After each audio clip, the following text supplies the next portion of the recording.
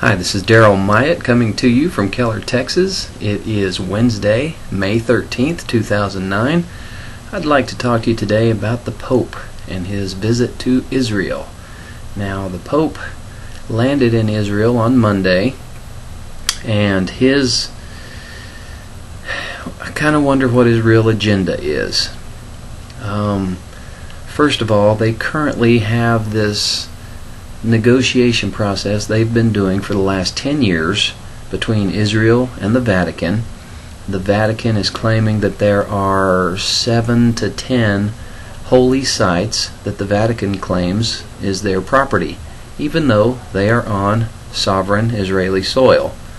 One of these includes the site of the Last Supper, also Ezekiel's tomb. The Vatican is claiming these belong to them, even though they're in Israel. Don't know how that happens. That would be like America going over to Russia and saying, I believe this is ours, even though it's on Russian soil. I don't know how he can quite claim that, but there's been a lot of speculation about what his visit is for. He met first with Mahmoud Abbas, the leader of the Palestinian Authority, and a lot of people in Israel are having a hard time meeting with the Pope over everything they're talking about. The Pope, and I'm reading here that the Pope was to meet with several people. He spoke and he used the term the State of Israel in his opening sentence, as opposed to most popes who would never say that. But also he was there to honor the memory of the 6 million Jewish victims of the Shoah, his German nationality, and his membership in the Hitler Youth and German Army of World War II were not mentioned. Strangely enough, most people don't realize that. This Pope is of German descent. He was in the German Army of World War II. In fact, he may have had a hand in some of the Jewish people's destruction. Strange how a lot of that is overlooked in the media. The Pope's next stop after an afternoon break would be at the President's residence in Jerusalem, where he met with President Shimon Peres.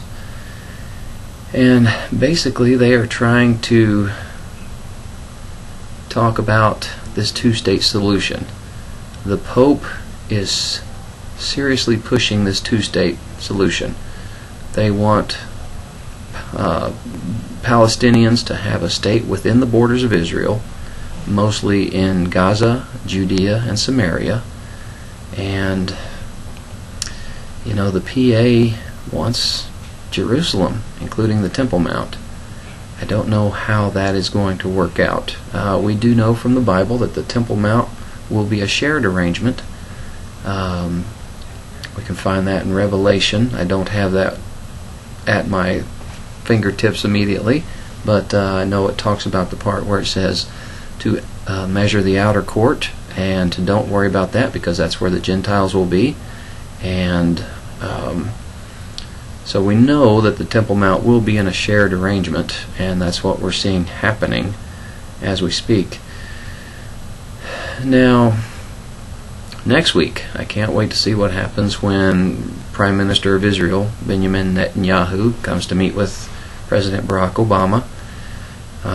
It seems that is not going too well, and not sure how that's going to go, if Obama is going to strong-arm him into accepting the Saudi peace initiative, which basically gives the Arabs the Temple Mount, which is Judaism's holiest site.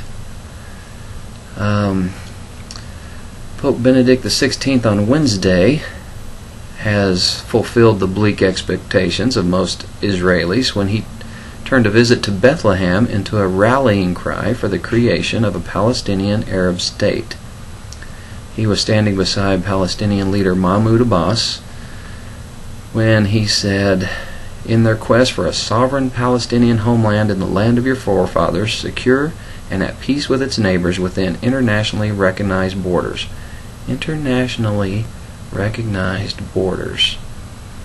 this is really the process leading up to the confirmation of the covenant, spoken of by Daniel the prophet and also spoken of by Jesus Christ our Savior. Now, this is when the world community will recognize Israel's right to exist.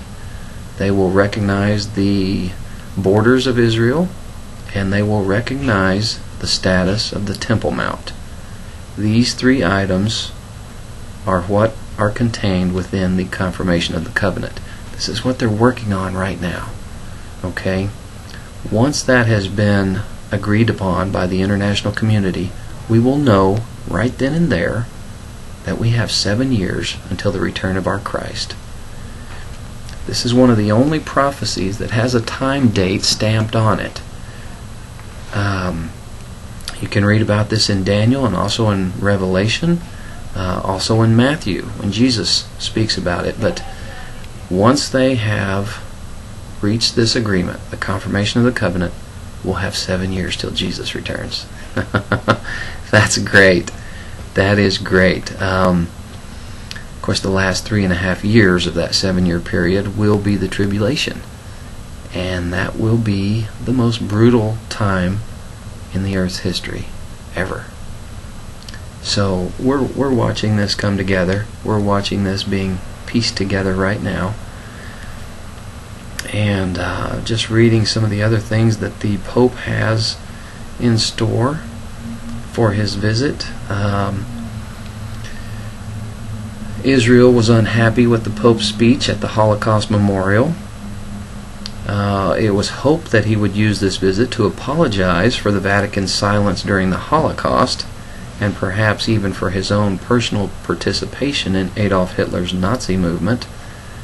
But he failed to mention the Nazis or the Catholic Church's actions during that bleak period. And Knesset Speaker Reuven Rivlin told the Associated Press that the Pope spoke like a historian, as somebody observing from the sidelines about things that shouldn't happen. But what can you do? He was part of them. And of course the Vatican issued a statement defending the Pope's speech, saying he didn't have time to mention everything everyone wants him to mention every time he appears in public. It's very interesting. One of the things I believe is in Revelation it speaks of the beast, which is the Antichrist, and also the false prophet working side by side.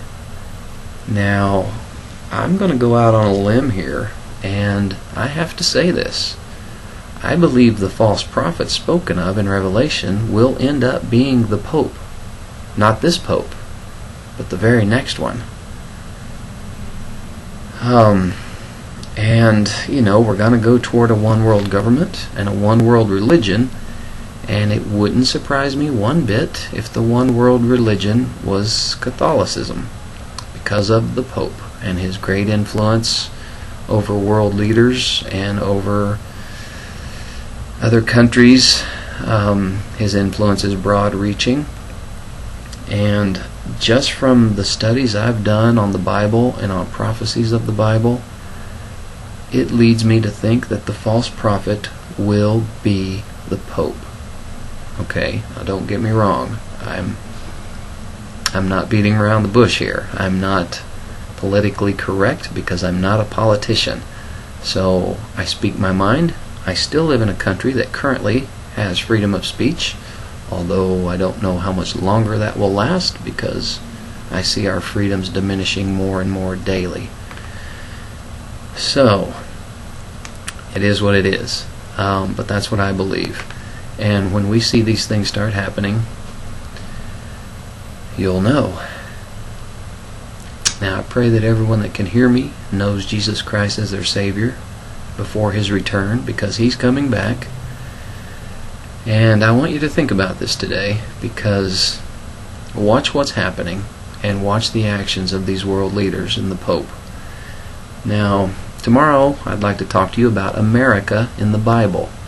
I believe there's some significant passages that certainly outline America in the Bible. So, good Lord willing, I'll see you tomorrow. God bless you.